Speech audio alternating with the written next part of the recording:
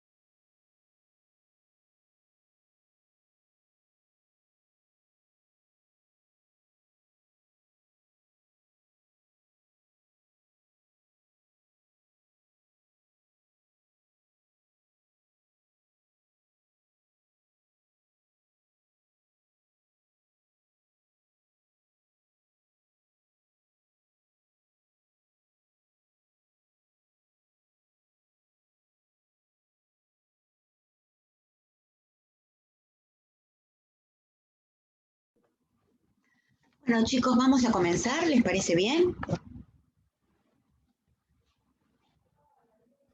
Sí, Bueno. sí. Bueno, perfecto.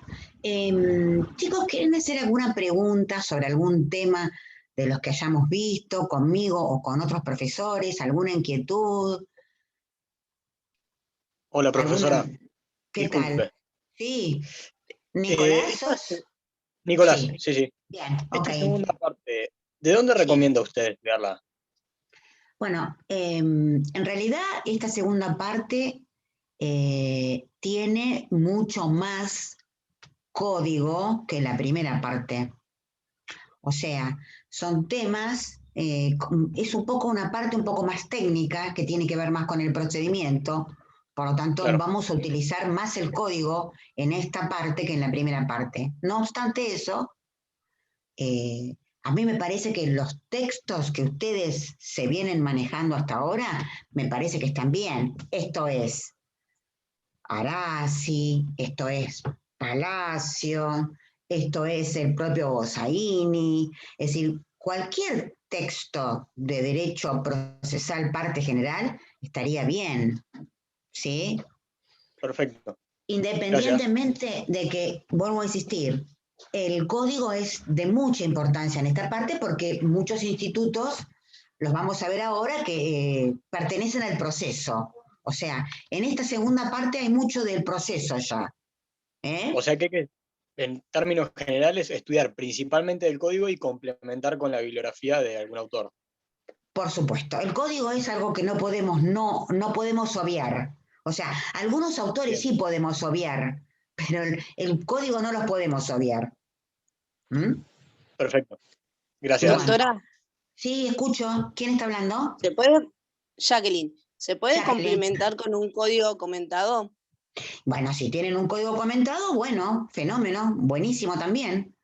Yo en lo particular, códigos comentados, me parece que es muy interesante el de Finocchiaro, pero no tiene por qué ser Finocchiaro. Eh, a ver, los códigos son todos iguales, porque el código es una ley. Digamos, los comentarios, hay algunos autores que comentan o que es más completos que otros. En lo personal, Finocchiaro me parece un buen código comentado. Perfecto, muchas ¿Mm? gracias. Algo más, chicos, recuerden que esta segunda parte, la evaluación es oral.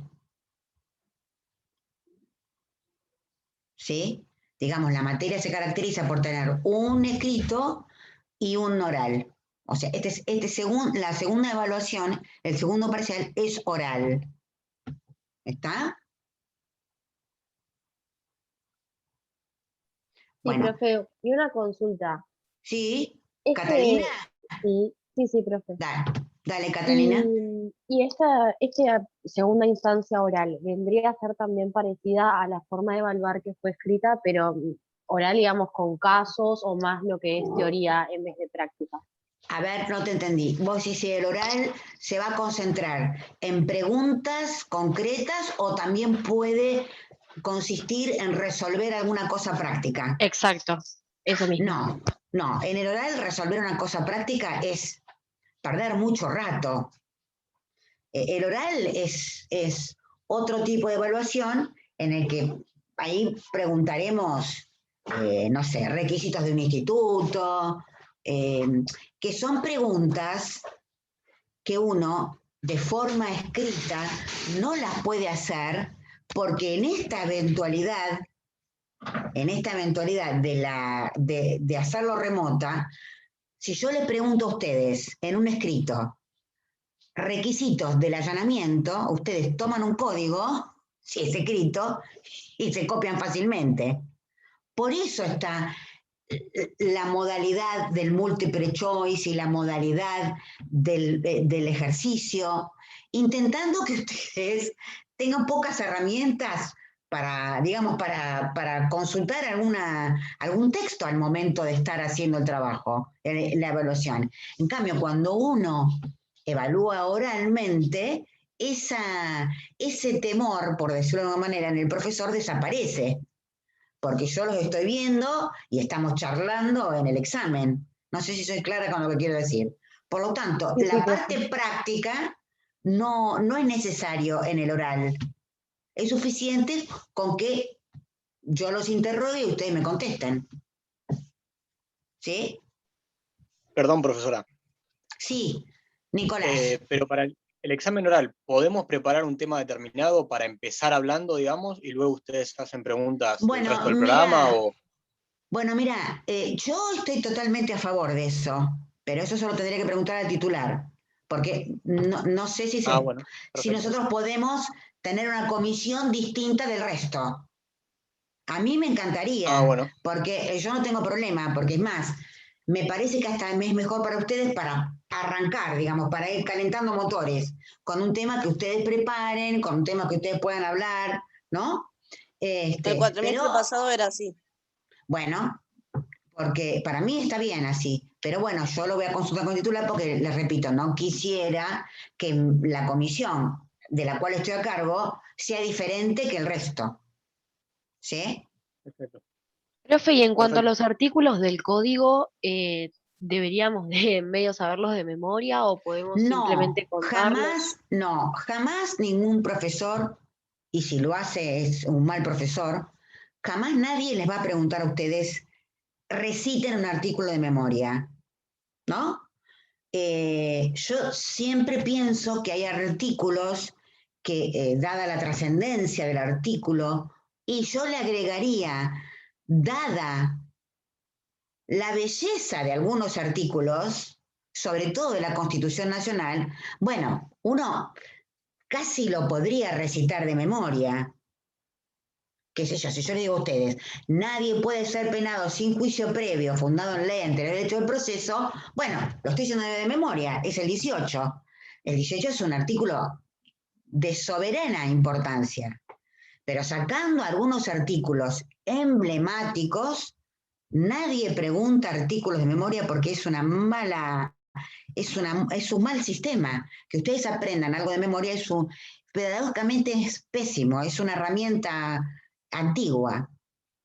Por supuesto que el profesor advierte en la exposición de ustedes, si ustedes el artículo lo han leído, porque también lo que es cierto es que la ley, el código, utiliza un lenguaje específico que ustedes los tienen que utilizar al momento de dar el examen.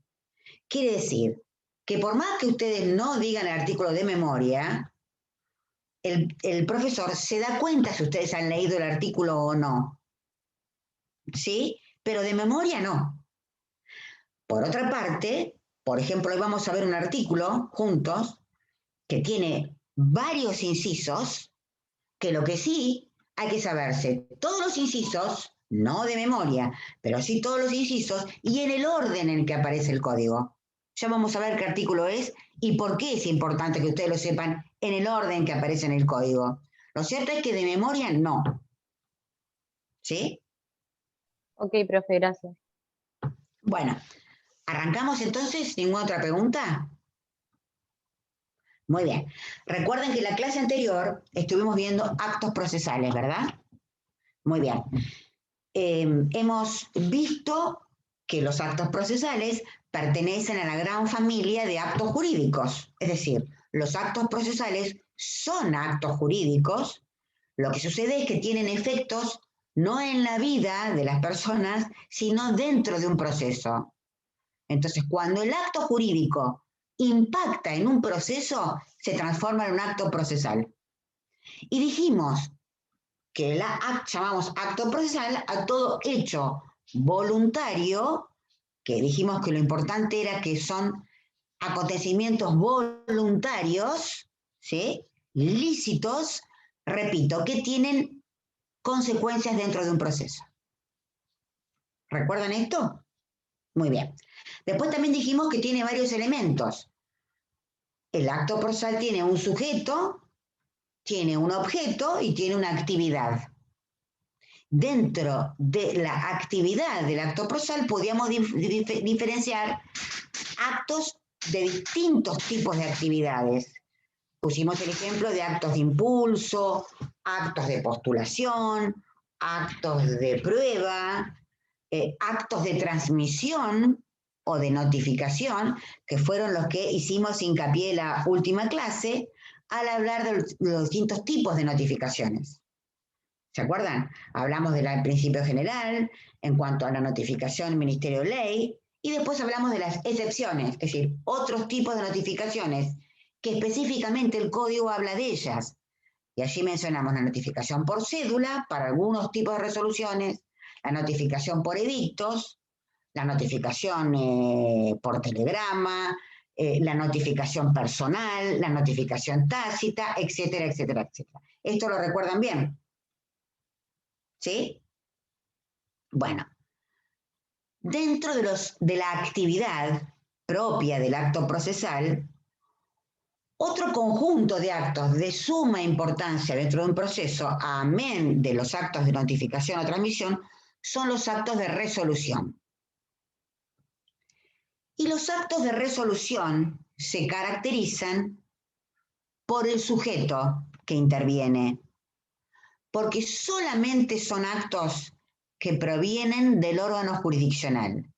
Quiere decir que el sujeto en este tipo de actos procesales es siempre el órgano jurisdiccional, llámese juez o llámese secretario, pero siempre provienen del órgano jurisdiccional.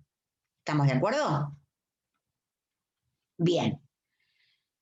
Dentro de las resoluciones, de los actos de resolución, yo tengo que a su vez esos actos se dividen en varios tipos de resoluciones.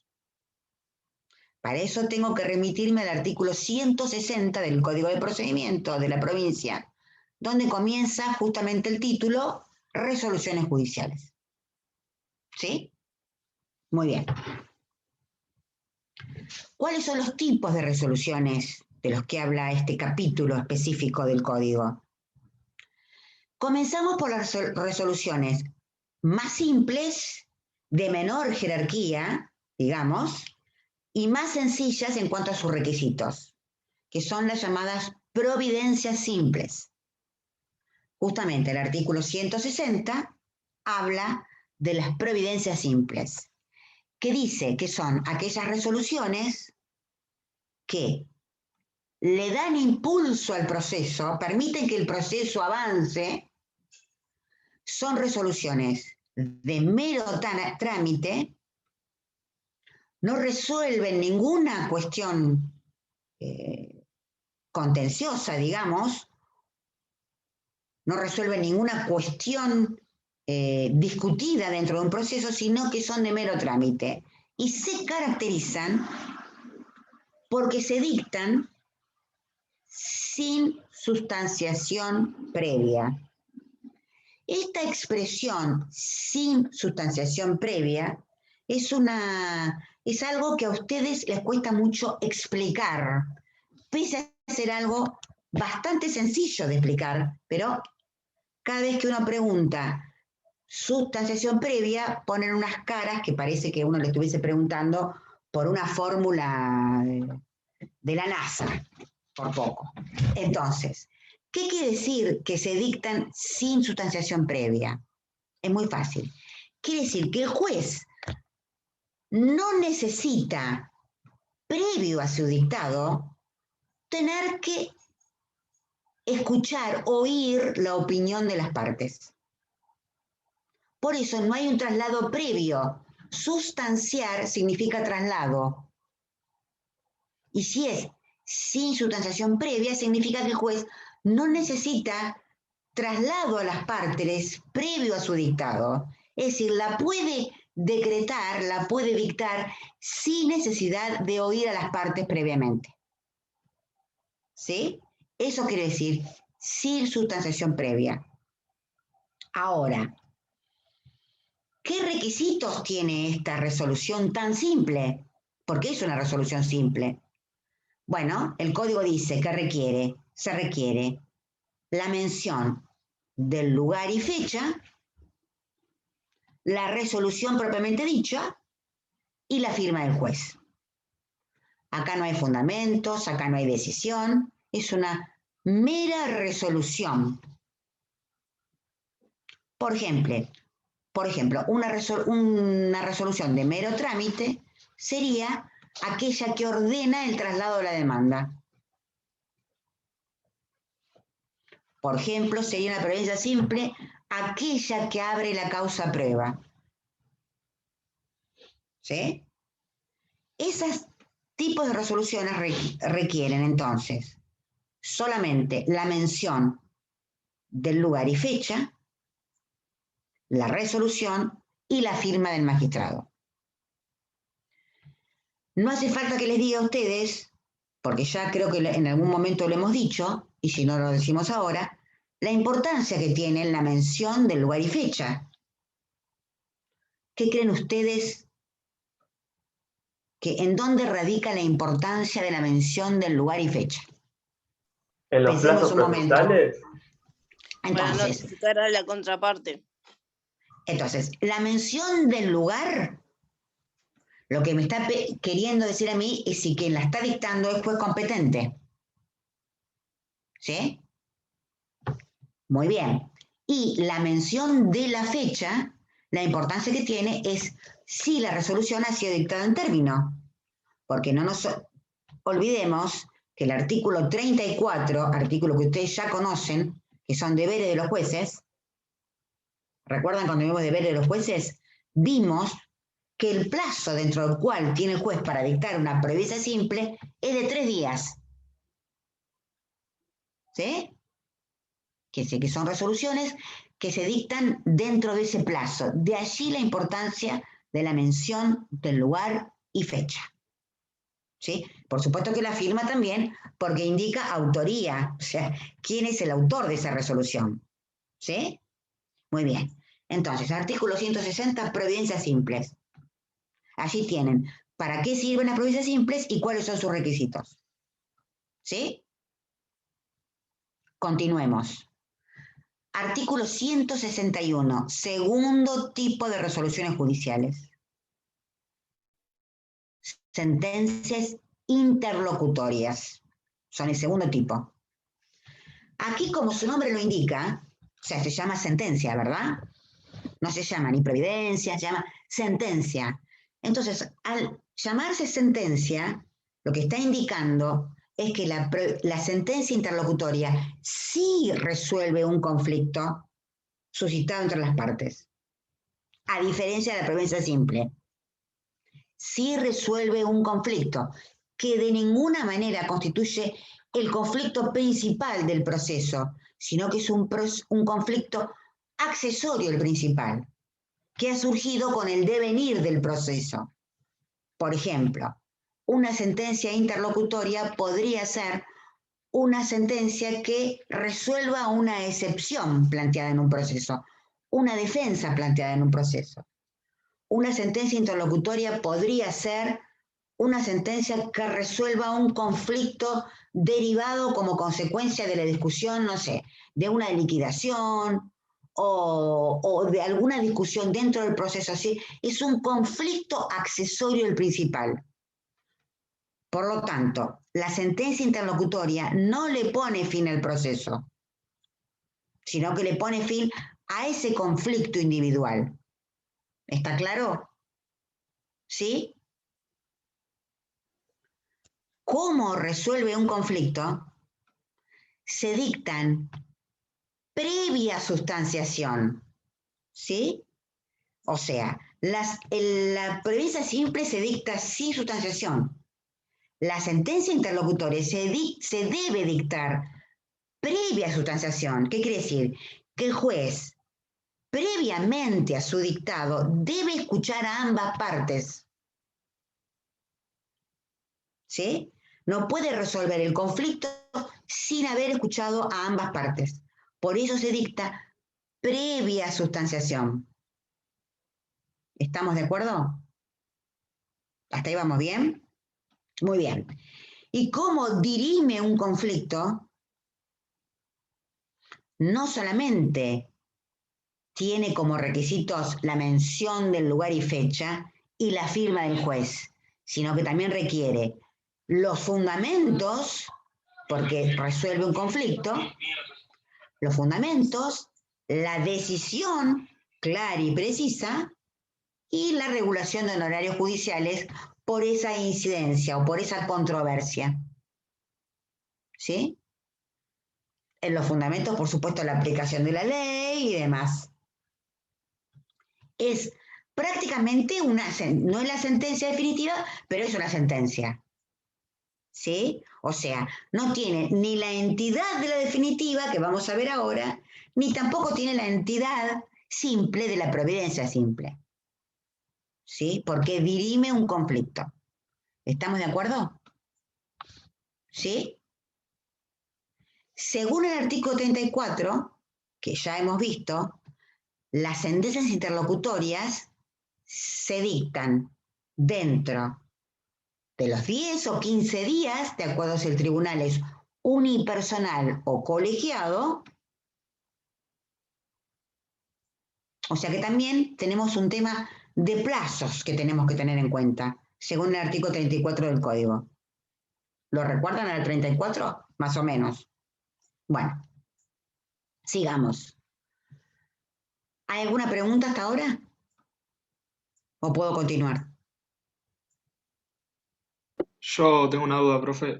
¿Esto Sí. se dan todos los Juan. procesos? Sí, Juan. ¿Se dan Bueno. todos los procesos o...?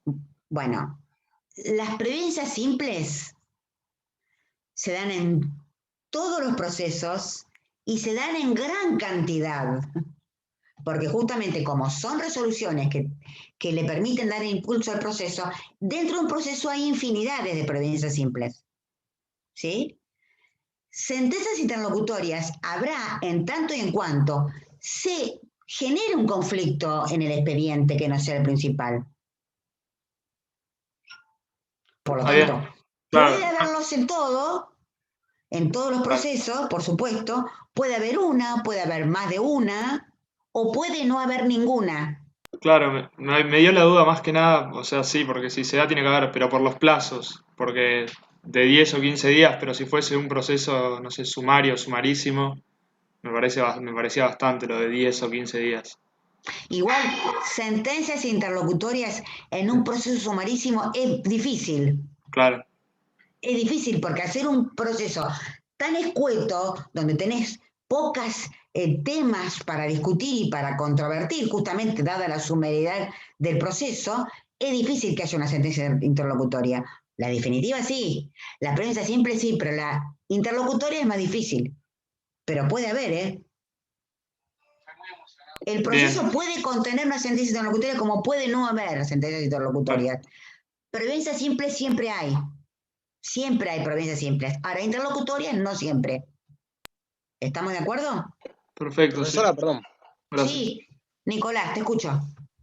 ¿una medida cautelar sería lo mismo que una sentencia interlocutoria o no? ¿Se resuelve mediante una sentencia interlocutoria? Sí, señor. Me ocurría ese ejemplo por ahí.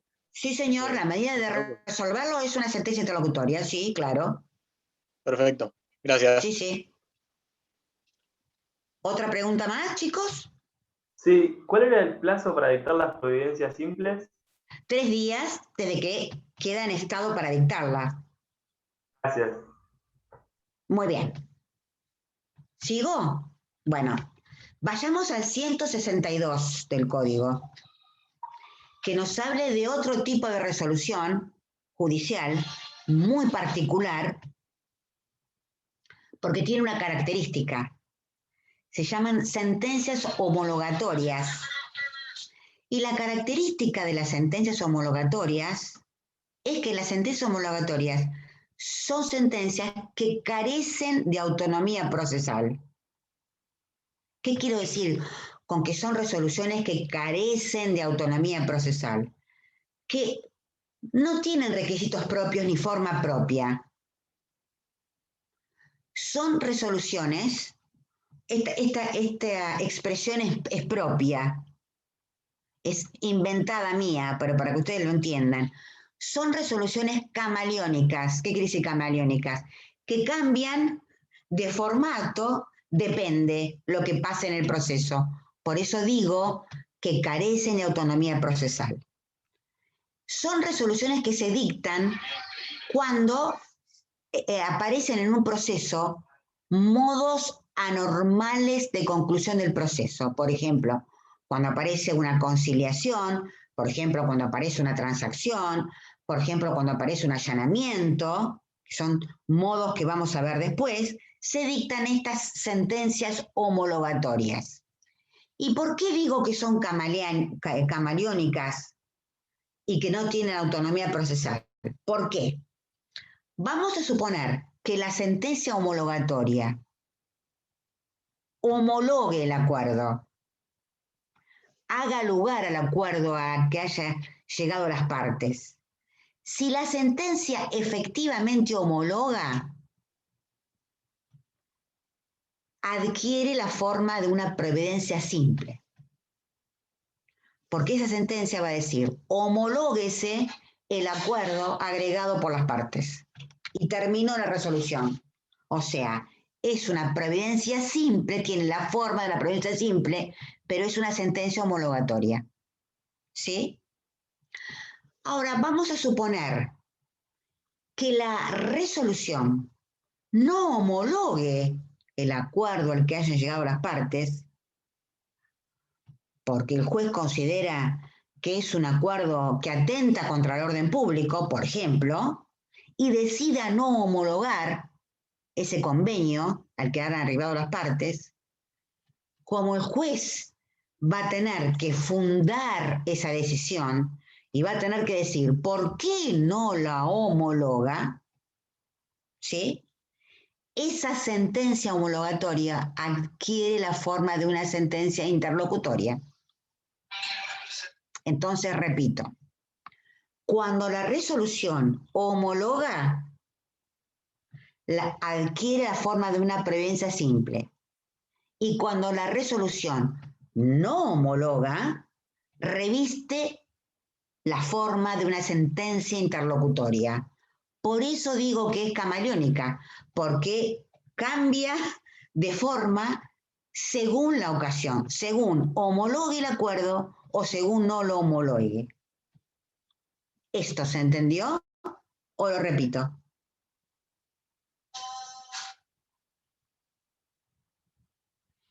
Y es sencillo, porque si el juez decide homologar, lo único que va a tener que decir en esa resolución es homológuese el acuerdo agregado, homológuese el allanamiento, homológuese la conciliación. Y ya está la resolución. Por lo tanto, es una prevencia simple.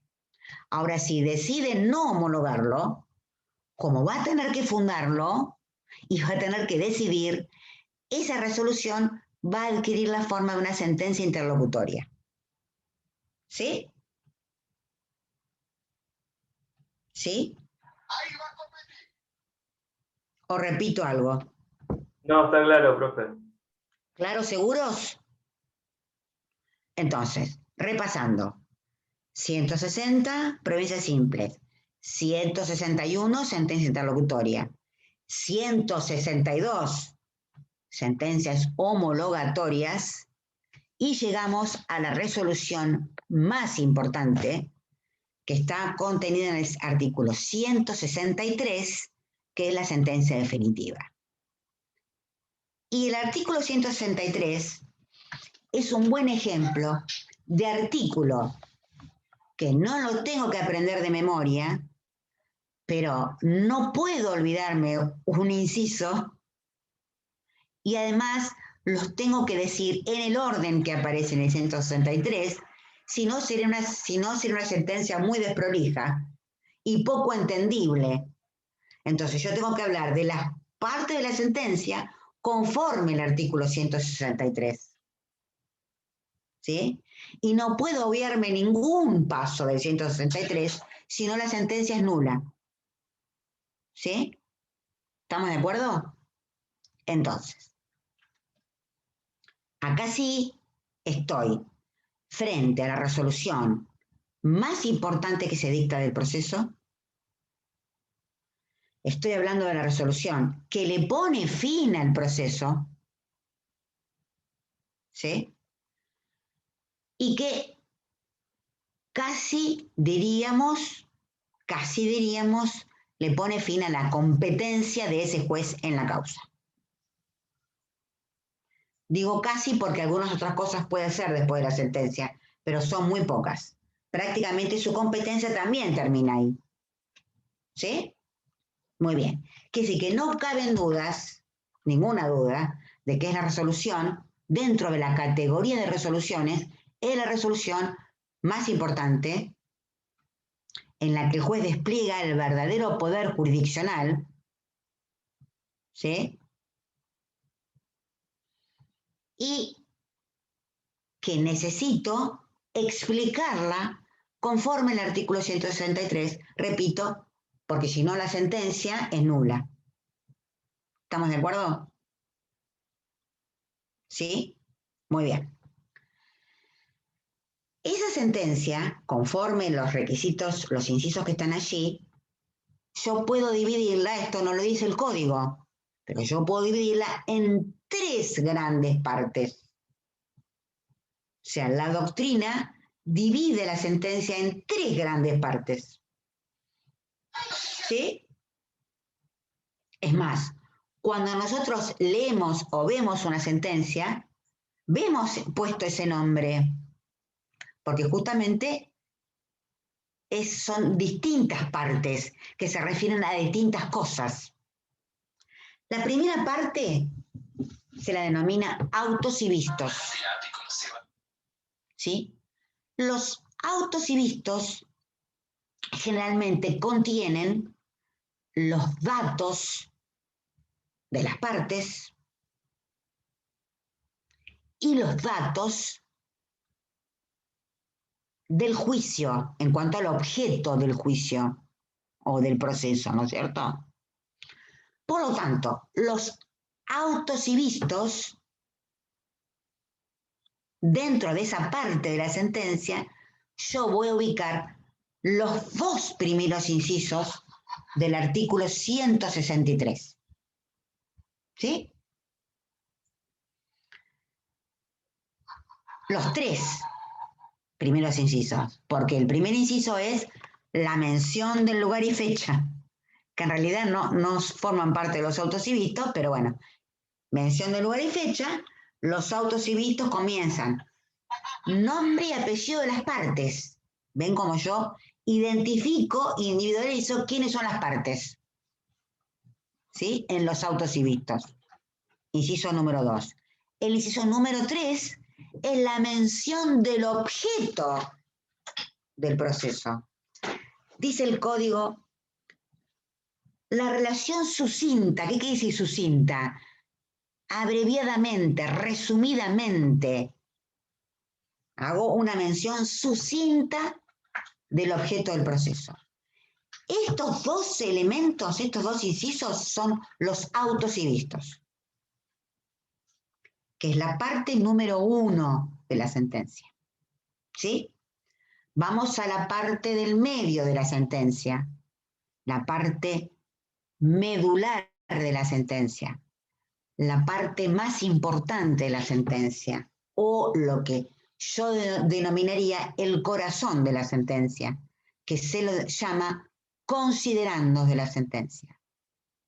Entonces, primera parte, autos y vistos, segunda parte, considerandos, y los considerandos contienen los incisos que siguen, es decir, inciso 4, la consideración por separado ahora de las cuestiones que yo mencioné sucintamente, que yo mencioné resumidamente. Acá yo las voy a mencionar y analizar por separado esas cuestiones. ¿Sí?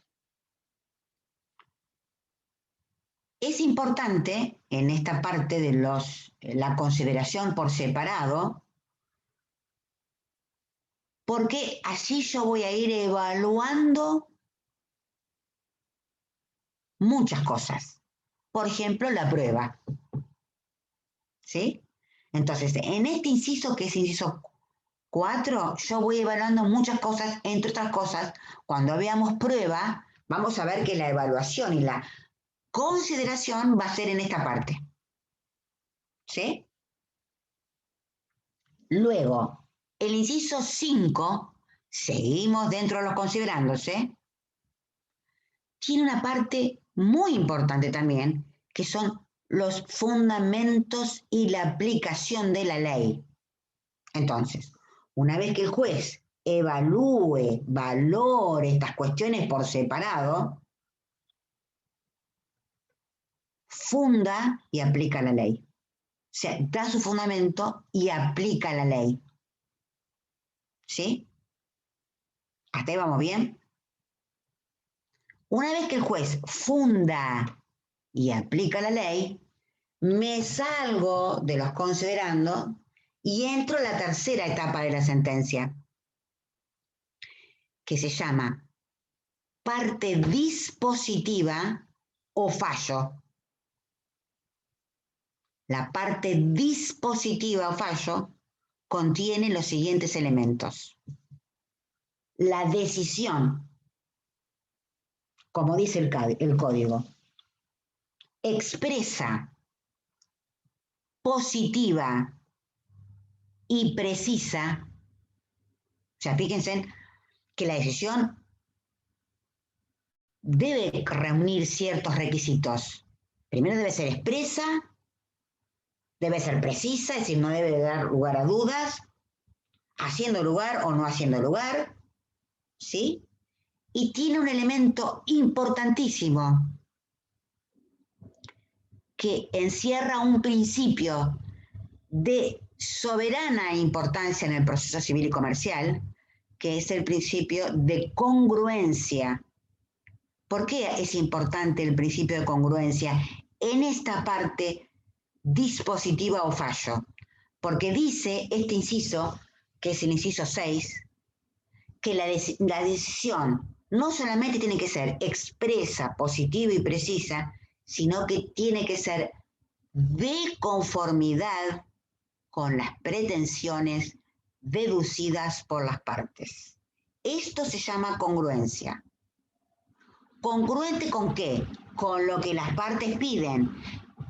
¿Qué congruente quiere decir que tiene que hacer lugar a lo que las partes piden? No. Quiere decir que la decisión debe tratarlo. Pero no puede hacerle lugar o no hacerle lugar.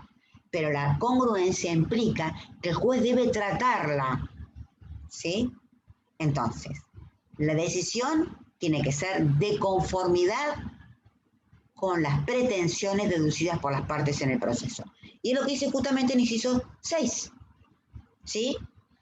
El Código Civil y Comercial emplea un término en este inciso muy poco afín a la materia civil y comercial, porque dice condenando o absolviendo. Y fíjense en ustedes que la expresión absolviendo no es una expresión propia del fuero civil y comercial. Parecería más bien que se utiliza en materia penal la palabra absolución. Pero lo que quiere decir el Código Civil acá es haciendo lugar o no haciendo lugar a lo pedido por las partes. ¿Sí? En todo o en parte, porque también puede parcialmente hacer lugar a algo y no hacer lugar a otra cosa, ¿no es cierto? A otra pretensión. ¿Se entiende? Este es el inciso 6 del 163, que ya estoy en la parte, repito, dispositiva o fallo. ¿Sí? Esa parte dispositiva o fallo tiene una parte principal, que es este inciso 6, que es la decisión, y tiene una parte accesoria. Entonces, la parte dispositiva o fallo tiene una parte principal, que es la decisión propiamente dicha, y una parte accesoria a esa decisión. ¿Cuáles son en qué consiste lo accesorio de la parte dispositiva? Muy bien, consiste en la mención del plazo, si la sentencia es susceptible de ser ejecutada, o sea, la sentencia tiene que tener un plazo de cumplimiento, ¿sí? Otra parte accesoria de esta parte dispositiva es la regulación de honorarios judiciales. Otro elemento accesorio es la condena en costas, es decir, la sentencia debe declarar quién es el que debe soportar las costas, que como principio general la soporta la parte vencida. También esa parte accesoria de la sentencia puede contener alguna mención de la temeridad o malicia en que alguna parte haya incurrido.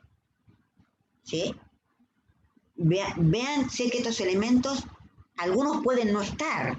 O sea, la declaración de temeridad y malicia puede no estar, porque si no se verificó ninguna temeridad o malicia, no estará. ¿Sí? Por supuesto que la condena en costa siempre va a estar. La regulación puede no estar, porque por ahí yo no tengo elementos como para regularlo en ese momento, pero generalmente está también. Lo que no puede fallar es la decisión. O sea, la decisión tiene que estar. ¿Sí? Bueno, muy bien. Entonces, recapitulemos. El artículo 163 contiene los requisitos que debe contener la sentencia definitiva de primera instancia, dice el código, ¿no? La sentencia definitiva es una sentencia que, a diferencia de las otras resoluciones, le pone fin al proceso de manera normal, que a diferencia de las otras resoluciones le pone fin al conflicto principal del proceso y que, a diferencia de las otras resoluciones, determina el fin de la competencia del juez dentro de ese proceso. ¿Sí? Aunque vamos a ver que algunas otras cosas puede hacer después de la sentencia. ¿Está? Muy bien. Esta sentencia definitiva contiene, según el artículo 163, varios incisos a los que yo reúno en 3 grandes partes: autos y vistos, considerando y fallo o parte dispositiva. ¿Sí?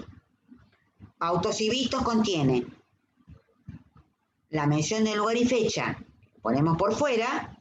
Dentro de los autos y vistos tenemos el nombre y apellido de las partes y la mención de manera sucinta del objeto del proceso. Luego entramos a los considerandos, en donde yo analizo las cuestiones del proceso de manera separada, detallada, no de forma sucinta, no en forma resumida, donde yo valoro la prueba, ¿sí?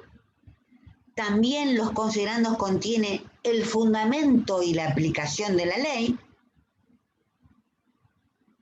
¿sí? Y luego entramos a la parte dispositiva o fallo, dentro de los cuales yo tengo una parte principal y una parte accesoria.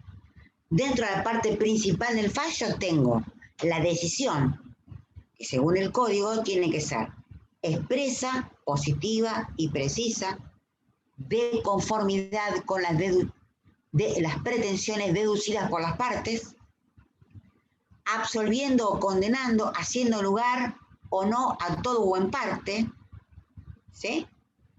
Y tiene una parte accesoria, en lo cual yo ubico el plazo de cumplimiento de la sentencia, si la sentencia fuese de condena, tiene la condena en costas, es decir, quién soporta las costas, tiene la regulación de honorarios y tiene la mención de la temeridad o malicia si es que se verificó esto en el proceso. Y concluye la sentencia ¿con qué? Con la firma del juez, ¿no? Muy bien. ¿Esto se entendió? Sí, profe. ¿Sí? Ustedes se darán cuenta que no lo dije de memoria, pero digamos, en la exposición vamos utilizando y empleando expresiones del código, ¿sí? De tal suerte que el profesor se da cuenta que ustedes lo han leído el artículo, ¿sí? Muy bien. Restaría decir que en este caso, al igual que las otras resoluciones judiciales, también el 34, donde habla de deberes de los jueces, establece cuál es el plazo de dictado de la sentencia definitiva, estableciendo un plazo de 40 o 60 días, de acuerdo a si es un tribunal unipersonal o colegiado. ¿Sí? Muy bien. A partir de su dictado, o sea, a partir de que el juez dicta esta sentencia definitiva, y antes de su notificación, es decir, antes que las partes conozcan la sentencia, se les notifique esa sentencia que se notifica ¿de qué manera conforme el Código de Procedimientos? Cédula. Muy bien, por cédula. Es decir, la sentencia definitiva es una resolución contenida en el artículo 135, que es notificación por cédula. Entonces, previa a que el juez la notifica, la puede corregir respecto de si advierte errores materiales, errores involuntarios, por ejemplo, un nombre mal puesto, una cifra mal puesta, o sea, la puede corregir de oficio, la puede aclarar de oficio. Y si la notifica, o sea, una vez que la notifique, las partes tienen 3 días para solicitar la aclaratoria. Es decir, la aclaratoria de la sentencia definitiva funciona o de oficio, si lo hace el juez sin que las partes se lo pidan, o puede actuar como un recurso, porque lo pueden pedir las partes una vez que se notifican de esa resolución dentro de los 3 días. Lo que sí, la aclaratoria siempre intenta corregir errores materiales e involuntarios. Nunca corrige cuestiones de fondo, ni nunca cambia el sentido de la sentencia. Siempre corrige estas cuestiones involuntarias, omisiones involuntarias, ¿sí? Pero nunca le cambia el sentido, ¿sí? Muy bien. Quiere decir que vamos a suponer que una vez que se notifique la sentencia definitiva, alguna parte interpone la aclaratoria, y vamos a suponer que el juez que dictó esa resolución aclare la sentencia que dictó. Con esto quiero decir que entonces no le pone fin a su competencia tan tajantemente, porque todavía puede hacer algunas cosas después de dictar la sentencia. Por ejemplo, corregirla, ¿sí? Por ejemplo, notificarla. Quiere decir que su competencia termina definitivamente hasta ahí, ¿sí? ¿Está claro esto? ¿Sí? ¿Alguien quiere hacer alguna pregunta de las resoluciones? ¿No entendió algo de las resoluciones? Y en este sentido, volviendo a la pregunta de cuántas de estas resoluciones se dictan en el proceso, es obvio que la sentencia definitiva en el proceso se dicta una sola. ¿Sí? Mientras dijimos, las pericias simples puede haber muchas, mientras dijimos, las sentencias interlocutorias pueden haber una, varias o ninguna, ¿sí? La sentencia definitiva, si hay sentencia definitiva, siempre será una sola. ¿Sí? ¿Y por qué digo si hay? ¿Por qué digo si hay sentencia definitiva? Bueno, porque el proceso termine por un modo normal. Muy bien, porque el proceso no siempre termina de manera normal, que sería con el dictado de la sentencia definitiva, sino que puede terminar de manera anormal, ¿cierto? Podría terminar, por ejemplo, por una transacción, en cuyo caso, si las partes llegan a la transacción y si el juez lo homologa, ¿qué dictará para ponerle fin al proceso? Una sentencia homologatoria, ¿sí? Y si el juez homologa la sentencia homologatoria, ¿adquirirá la forma de qué resolución? De una premisa simple, como dije hoy. Quiere decir que no siempre el proceso termina con una sentencia definitiva. ¿Estamos de acuerdo? ¿Sí? ¿Qué no entendieron? Escucho.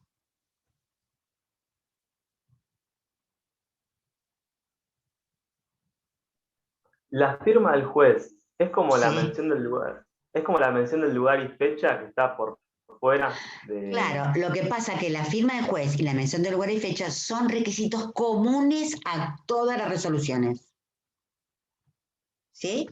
Mientras que los autos los consideran en la parte positiva es propia de la sentencia definitiva. Los otros requisitos son comunes a todas. Por eso los ubiqué por fuera. ¿Sí? Porque son comunes a todas las resoluciones judiciales. La mención del lugar y fecha y la firma. ¿Sí? Genial, gracias. ¿Qué otra pregunta? Después, si ustedes quieren, se pueden preguntar también legítimamente cómo se dan a conocer estas resoluciones. Bueno, las providencias simples en su mayoría se dan a conocer por Ministerio de Ley, salvo que el 135 5 diga que esa providencia simple se notifica por cédula, pero su mayoría se notifica por Ministerio de Ley. ¿Sí? Las sentencias interlocutorias generalmente se notifican por cédula, pero también pueden notificarse por Ministerio de Ley. La sentencia definitiva siempre se notifica por cédula. ¿Sí? ¿Está? Bien. ¿Alguna otra pregunta?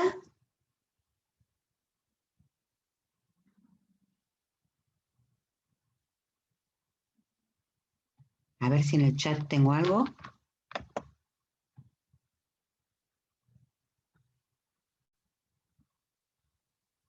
Bueno, chicos, nos vemos, no el viernes. Doctora, una pregunta. Sí, Perdón. sí, escucho. ¿La sentencia homologatoria cómo se da a conocer? Todas las resoluciones judiciales requieren ser notificadas. No hay resolución judicial que no se notifique. Todas se notifican. Generalmente, si la resolución le pone fin al proceso, porque una homologatoria puede ponerle fin a un proceso, si homologa una transacción, como dijimos recién, en ese caso generalmente se notifican por cédula.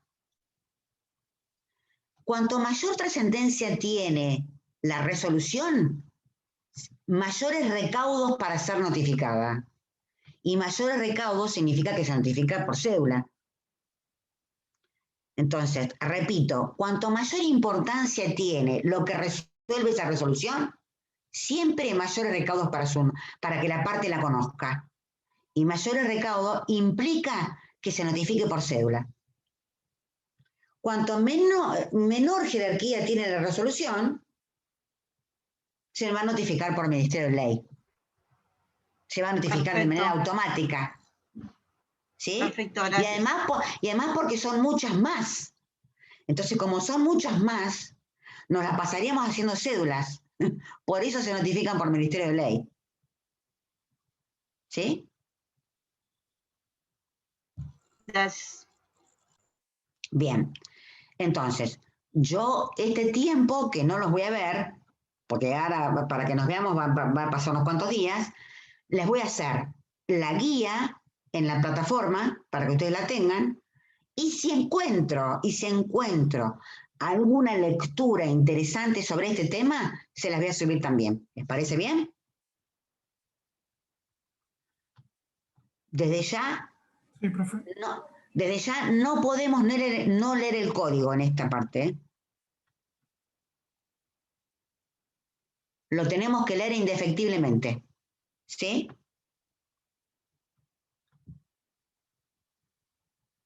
Es nuestro mejor amigo. Bueno, no sé si para tanto, pero... No sé si nuestro mejor amigo, no sé si para tanto, pero bueno, un compañero, digamos. Bueno, Claro, chicos, claro. si no tienen ninguna pregunta más, nos vemos. Recuerden que también me pueden consultar por correo electrónico, ¿eh? En el chat pusieron qué tema vamos a ver la próxima clase. Bueno, no lo sé, porque tengo que ver a ver qué es lo que dan mis compañeros y a ver que nos dividimos un poco después. No sé qué están dando ellos tampoco. Pereira está dando clasificación del proceso y Vicente empezó a dar principios procesales. Bueno, vamos a elegir un artículo, un capítulo, una unidad difícil. Por ejemplo, podría dar recursos, que es bastante interesante. ¿Recursos no la da siempre el doctor Basso? Por eso, voy a preguntarle a él si es que lo va a dar, podría dar prueba, todavía no lo sé. Perfecto, muchas gracias. ¿Está? Bueno, chicos, recuerden que me pueden consultar por correo, ¿eh?